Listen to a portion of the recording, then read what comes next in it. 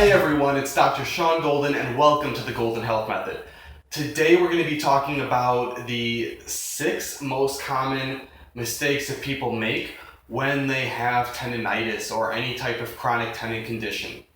So I already made a video before talking about what tendonitis really is. If you haven't seen that video, make sure you click the description below me here and you click that video because it's important to watch that video before you watch this one so that you know exactly what tendonitis is, because if you don't know what it is, then you won't know how to treat it.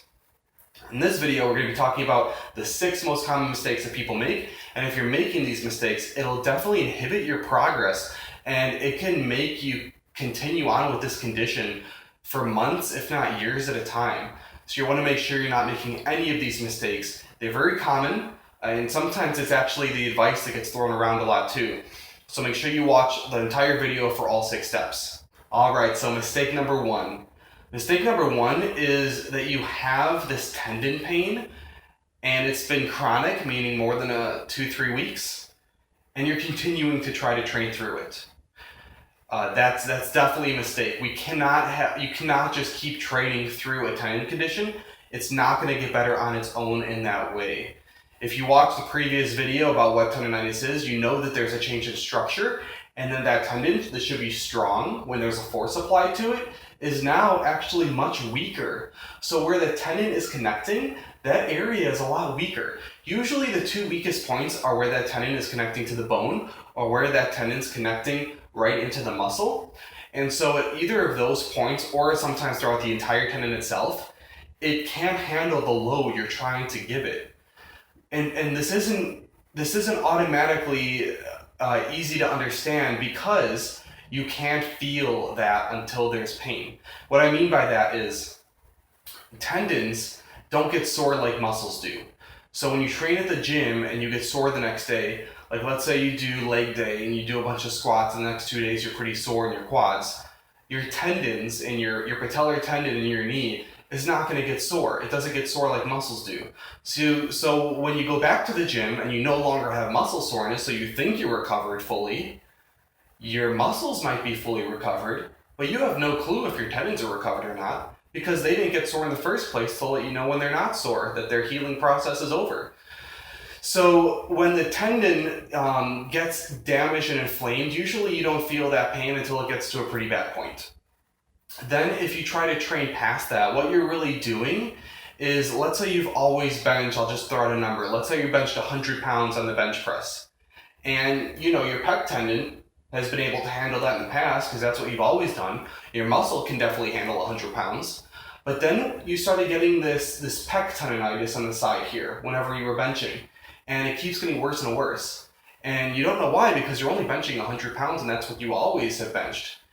The difference is, after this tendon has undergone these degenerative changes, it is now weaker. It's not capable of actually lifting 100 pounds anymore. Even though the muscle can lift 100 pounds still, the tendon is weaker, and maybe it can only lift 60 or 70 pounds before there's further injury. So you cannot train like normal past a tendon injury. You're going to have to back off. So that's mistake number 1. Mistake number 2 is similar to mistake number 1 in terms of training, but it's a little different. Mistake number 2 is that you have a tendon condition and you are performing ballistic activity.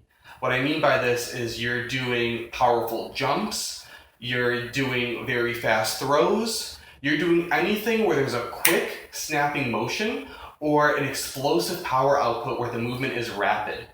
The reason that this is not a good idea for your tendons is this puts a maximal strain on the tendons compared to the muscle tissue.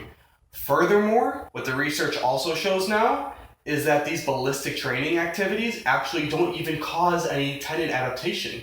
So performing them isn't going to make your tendon adapt back to normal.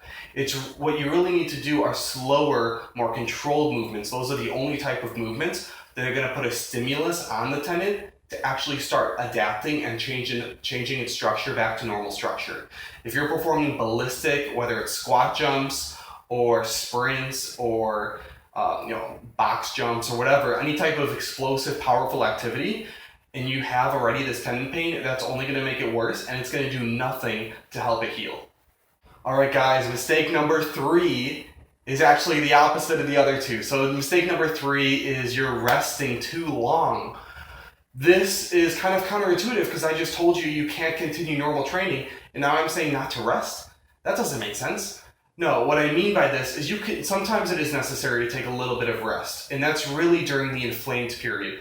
So let's say you've had this tendon condition going on for a while, and then you did some form of activity, and you made it worse. You made it acutely inflamed, so it's worse than it usually is. That's when you want to take some time off. You can't power through that. So, definitely stop doing normal activity, your normal training. Take a time off, whether that's a week, 2 weeks, possibly maybe 3 weeks of really a lot of rest. That might be necessary when going through an acute flare-up or when you're first getting the condition. However, if you've been having this condition and it's been chugging along the same intensity for quite some time, and it's not an acute flare-up, it's a chronic condition, it's just this chronic degenerative structural change that's not getting better, then resting, if you've looked at the previous video where we talked about what tendonitis really is, you would understand resting, it's not going to do anything to help heal that. So there's been so many times athletes have tried taking months off at a time only to go back and find that the first time they start their exercise, the pain's back. Resting did nothing because it's not telling the tendon to adapt back to a normal structure.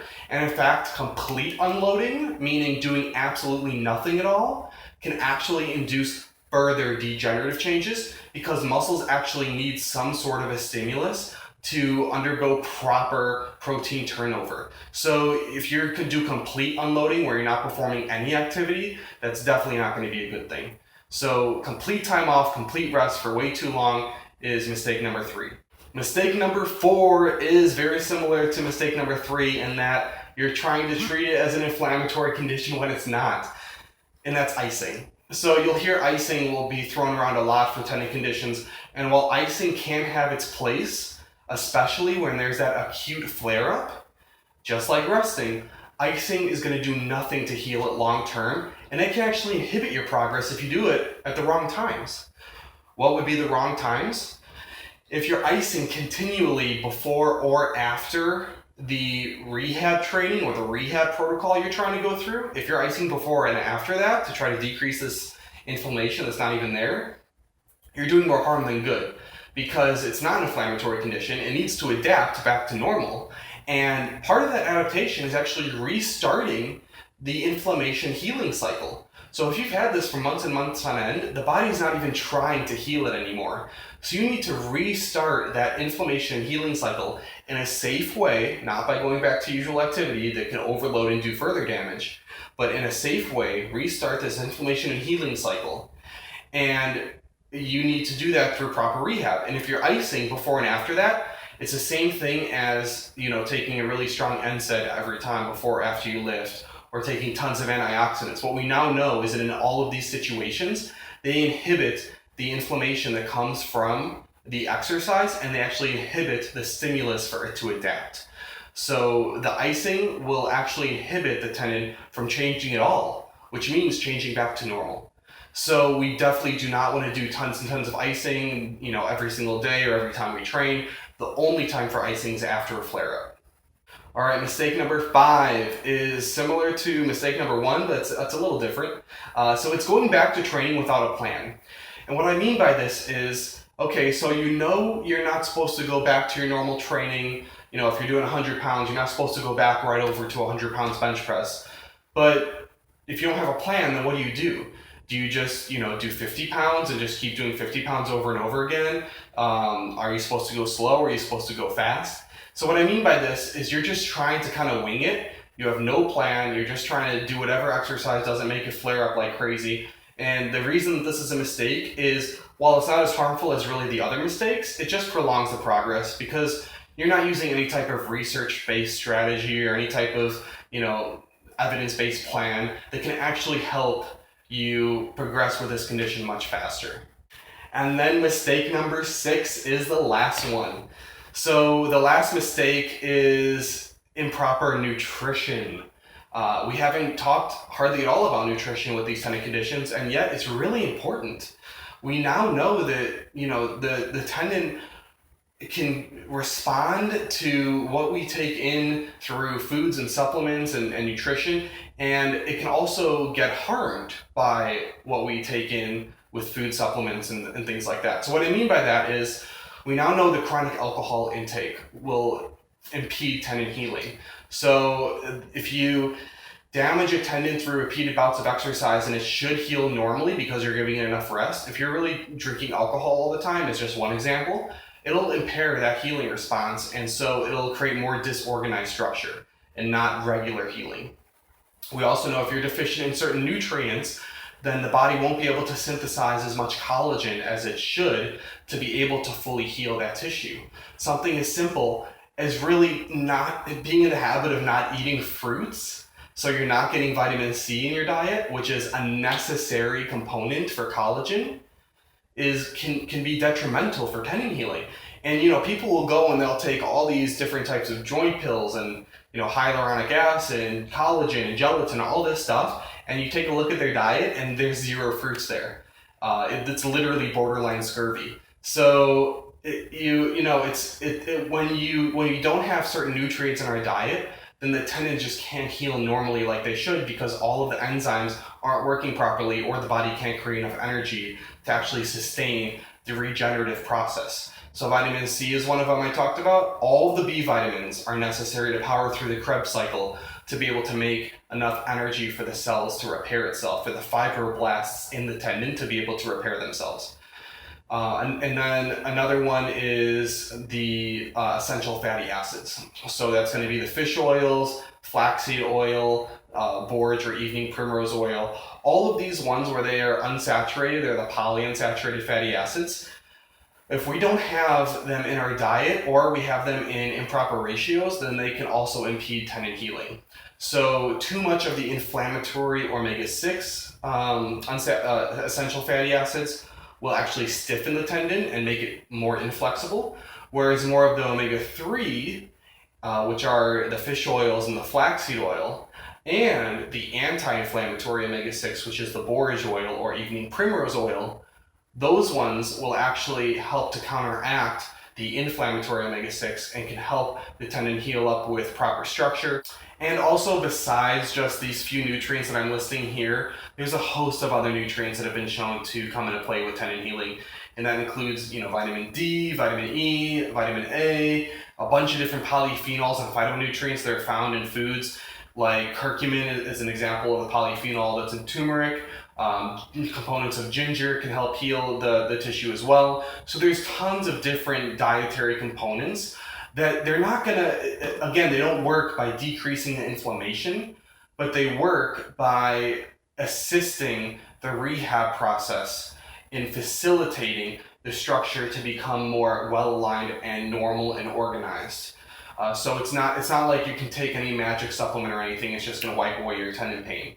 That's just not how it's going to work, because it can't change your structure like that. But it can definitely assist the rehab process, and even more long term, it can prevent some of these things from continuing to happen again and again. If you're getting chronic tendon issues, like on different parts of your body, and you just seem prone to these tendon issues, you definitely want to take a look at your diet. Make sure you're eating a lot of whole foods with all of these different nutrients. Make sure you're not deficient in anything. And that's going to help heal up your tendons and make sure they can regenerate like normally, like they should. And now to actually finish off this sixth mistake, this nutritional mistake that people make with their diet, I would actually encourage you to watch the next video. It's in the description below. And I talk about what is actually the #1 best supplement in terms of the highest quality evidence, or should I say, like, it has the most efficacy. So it got the best results out of any other type of supplement that's been tested for tendon issues. Again, it's not going to be a magic bullet, but it definitely can help, and it could definitely prevent things like this happening again in the future. So go ahead and check out that video below on the best supplement to help with tendonitis pain. It's in the description below if you click that link.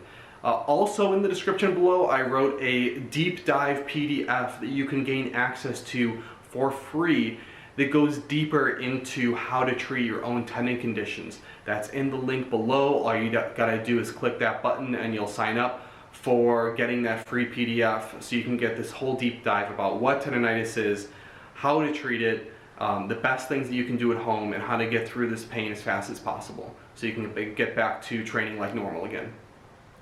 And then lastly, if you haven't subscribed yet, make sure you hit the subscribe button and click the bell actually below or next to the subscribe button so you get notified when new episodes like this come out. Alright guys, thank you so much for watching, and I'll talk to you all again soon.